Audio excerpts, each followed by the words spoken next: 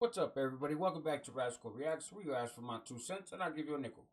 Now, yesterday, right, Monday, I posted a video for the first time in a long time on this reaction channel, and it was reacting to a video that Flaco had posted on Thursday, right? This is the thumbnail for it. Flaco said, "What missing NF members' reaction to a convict's perspective?" And essentially, in the video that he had posted on Thursday, he had claimed that uh, there were some NF members who were still under indictment in Operation Quiet Storm that had disappeared off the Board of Prisons or Bureau of Prisons database.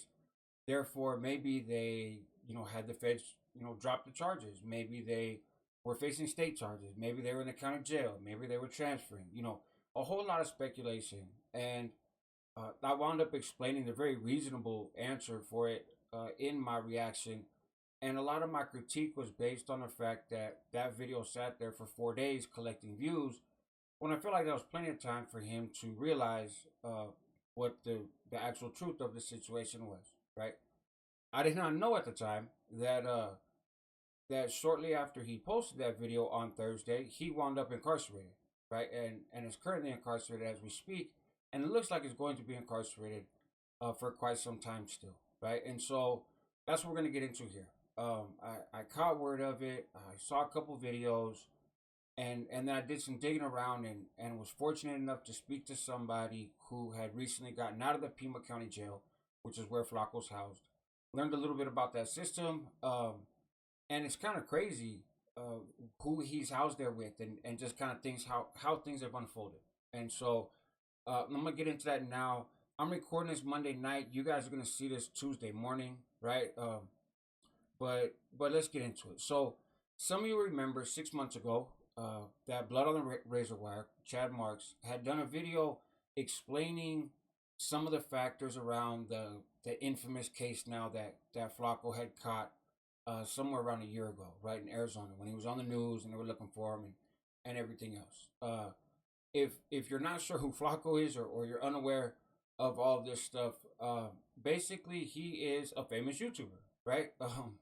If Lefty Gunplay can be a famous gangbanger, then Flaco could be a famous YouTuber. But no, seriously, he was influential in the prison genre, in particularly around the start of the virus, and through that pandemic. And so he's kind of fallen off since, fallen off in a lot of his relationships, got back into substance abuse. Views have gone down and got into a lot of drama. And most notably, he caught a case, right? He caught a case in which there was an incident inside of his house in the Tucson area, and at the end of the day, two individuals wound up with holes in them on behalf of a banger, and Flock was on the run. He wound up turning himself in once he got a lawyer, and one of the victims, the main victim, so to speak, is this guy, right, Ralph Molina.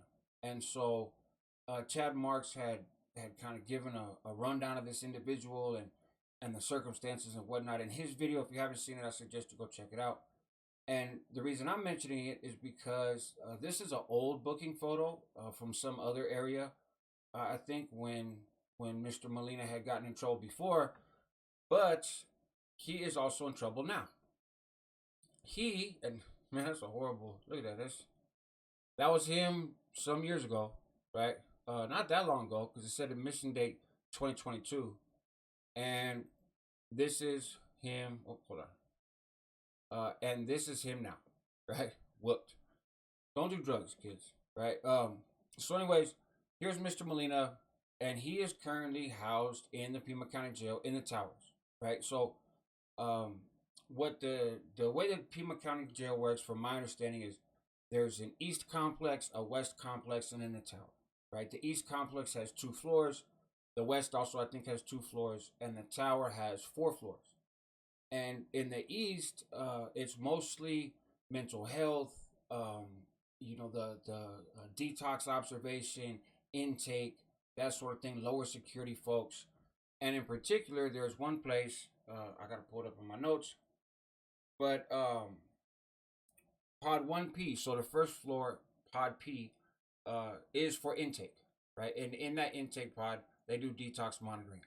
That'll tie into this in just a second. The Tower is 4 floors, The third floor and the fourth floor tend to be higher security, right? Third floor is like high security. Fourth floor is like max security.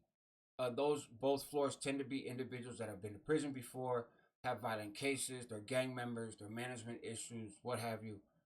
So on each floor, there's 4 housing units, right? So here where it says Tower Pod 3A, it means that Molina's on the third floor in housing unit A, right? There's A, B, C, and D.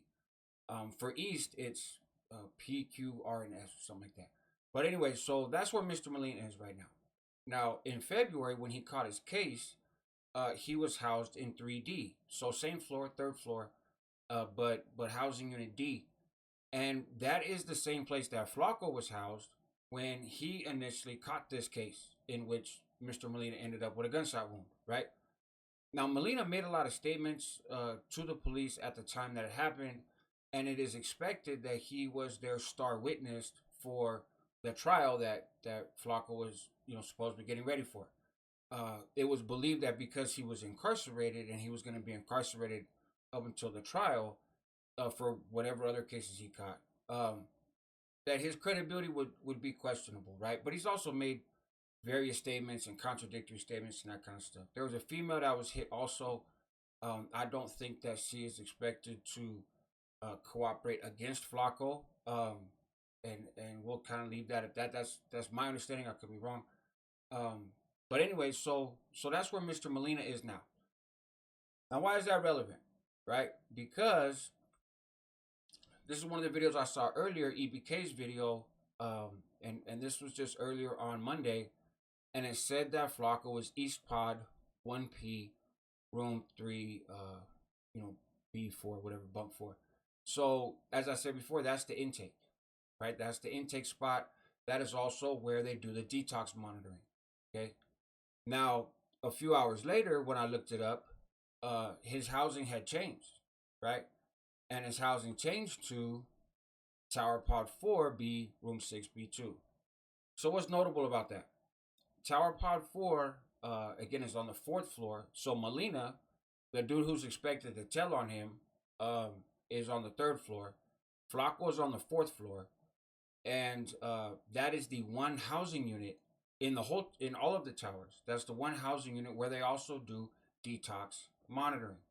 Now, the 4th floor tends to be almost like an AdSeg type stuff, PC cases, people with funny charges, but then also in this housing unit, people who need detox monitoring. So it's like an overflow housing unit, right?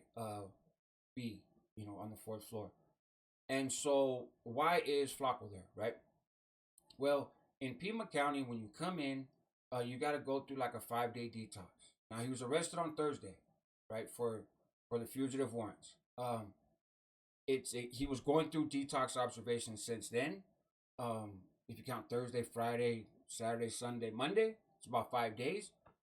If he moves tomorrow, then he's probably not detoxing, right? He was probably there just for the 5 days, right? That everybody has to go through, and they just ran out of room in the orientation. But if he stays there past that, then he is probably actually continuing to detox, right? By the looks of his booking photo, he doesn't appear to be in great shape, right? And the fact that he was busted on a fugitive warrant when he was out on bail on that shooting case, there's not a whole lot of ways to violate your pretrial conditions, right? But a main one is substance abuse, right? Testing dirty, and he wasn't given bail. He's already been to court, right? So it's not like he has to go to his initial court and then maybe they're going to give him bail. He already went to court and they already said no. So it looks like he's going to stay incarcerated probably until the time of his trial. I don't know exactly when that is, but based on some of the stuff he had said on YouTube, it seemed like it was coming up pretty quickly. And it seems like he's going to stay there until then, right? And again, all expectations are that it's because of a dirty test. So if he continues to stay there in this housing unit, it's quite possible that he's continuing to detox or needs some other kind of medical observation. Also could be that they have decided that he's not safe to be housed around other people, either because he's a threat to them or because they may be a threat to him. According to Chad Marks's video, this individual Molina is reputed to be a affiliated. Again, there's also statements that were put out that he made. So, he's also telling, but it seems like he's in kind of a general population area on the third floor, the same place that Flaco was. Like I said last time, he was incarcerated there, and he made very clear that he was in the general population for the county jail. So this will be a little bit interesting for those who really care, and I know there's a lot of commentary because Flaco has a history of being a rat and wearing a wire and doing other things that tend to make you unsafe amongst a criminal element incarcerated. A lot of people have wondered what's that going to be like for him, because now he's in Arizona when he's from California and he claims California. Maybe we will find out, right? Maybe we will see. I think the takeaways from this are a couple things. One, again, addiction is dangerous, right? Addiction is dangerous. It is a disease, I believe. It doesn't mean that there's not personal responsibility for choices, but it can get the best of folks, and most of us are, have seen somebody in our lives go through it if we haven't gone through it ourselves, and your life can crumble, man. Here's somebody who was on YouTube with a very successful channel, making great money, right?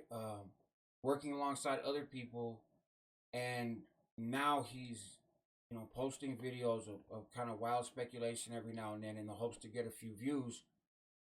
Apparently also struggling with substance use, and he has a case, right? He has a case, and he's made a lot of content about how he's a real one and all this other stuff, and so there's just a lot of challenges there, and I think those challenges combine to feed into the addiction. And there's been a lot of trolling and a lot of shit talking and everything else too, But social media can get dangerous, right? Not just dangerous in terms of people don't like your content and they want to hurt you. I don't think that actually happens a lot, but I'm sure it does.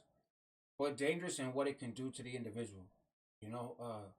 Say it oftentimes, man. Clout is a hell of a drug, right? And that kind of cuts both ways. So I don't wish harm or ill on anybody. If he was using, his pictures, he's lost a lot of weight. I looked at some of his YouTube stuff. It looks like he's lost a few teeth also.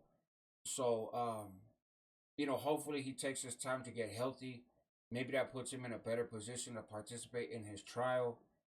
There is absolutely zero concern that any video that anybody makes about him being arrested or anything else can be used in his trial. I've already covered that on the Homie Hangout. So I think that's just a way to sometimes try to get people to not talk about shit that they don't want them to talk about. And there's really nothing else to it. This is a reaction channel. I react to stuff, and this is interesting news. I don't know that there's a whole lot of people surprised, but it is unfortunate. He's a father. He has a kid, and this is just not the life I'm sure that he had anticipated living. 3 years ago or whenever it was that he started the YouTube, and he was sponsoring people in recovery, and he was doing all this other stuff. So it is what it is, right? We live and learn. There's nothing you can't bounce back from as long as you're still alive, and so hopefully he does that. But there you go, man. I've been kind of getting a bunch of messages and people asking me about this since the news broke, and so guys, for my 2 cents, I'll give you a nickel. Stay tuned to the channel. There's gonna be more reactions coming, and I have not forgot about the Homie Hangout. There's going to be a video dropping over there this morning as well. So stay tuned on that too. You guys take care.